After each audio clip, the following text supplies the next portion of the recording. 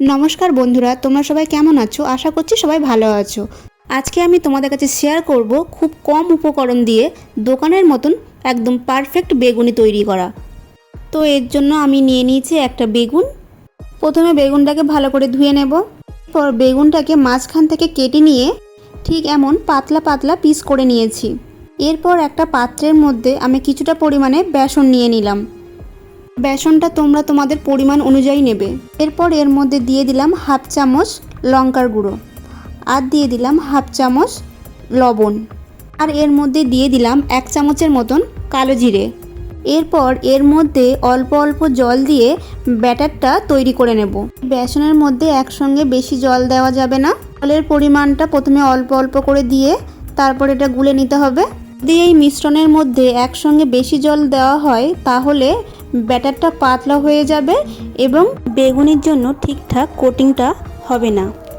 এই ব্যাটারটা আবার খুব ঘনও রাখা যাবে না। বেগুনিটা দোকানের মতন পারফেক্ট ফুলে ওঠার জন্য এর মধ্যে দিয়ে দিলাম হাফ চামচ বেকিং সোডা।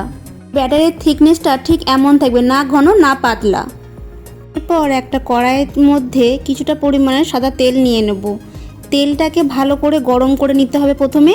যদি তেল ভালো করে গরম না হয় সেক্ষেত্রে কিন্তু বেগুনি ভালো করে ফুলবে না। এরপর বেগুনের পিসের মধ্যে খুব ভালো করে ব্যাটারটা লাগিয়ে তেলের মধ্যে ছেড়ে দিচ্ছি। এভাবে খুব সাবধানে ছেড়ে দিতে হবে। কড়াইয়ের মধ্যে কতটা জায়গা আছে সেটা দেখে একটা দুটো অথবা তিনটে বেগুনি ভাজা যেতে পারে।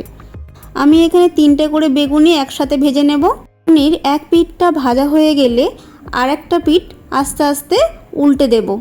আর গ্যাসের ফ্লেমটা এই সময় অবশ্যই মিডিয়ামে রেখে দিতে হবে। যদি এই সময় গ্যাসের ফ্লেমটা জোরে রেখে দেওয়া হয় তাহলে ওপরটা দেখা যাবে যে লাল লাল হয়ে পুড়ে যাচ্ছে আর ভেতরটা কাঁচা কাঁচা থেকে যাবে, যেটা খেতে মোটেই ভালো লাগবে না। সেমভাবে সবকটা বেগুনি আমি একে একে ভেজে তুলে নেব। বাড়িতে থাকা খুব কম উপকরণ দিয়েই পুরো দোকানের মতন স্বাদ পেতে বাড়িতেই তোমরা একবার এভাবে বেগুনি বানিয়ে দেখতে পারো। আর আমাকে কমেন্ট করে জানাতে ভুলো না যে বেগুনিটা তোমাদের কেমন খেতে লাগলো। আমার ভিডিও যদি তোমাদের ভালো লেগে থাকে তবে লাইক শেয়ার অ্যান্ড সাবস্ক্রাইব করে আমার পাশে থাকার অনুরোধ রইল সবাইকে। এই ভিডিওটা শেষ পর্যন্ত দেখার জন্য থ্যাংক ইউ।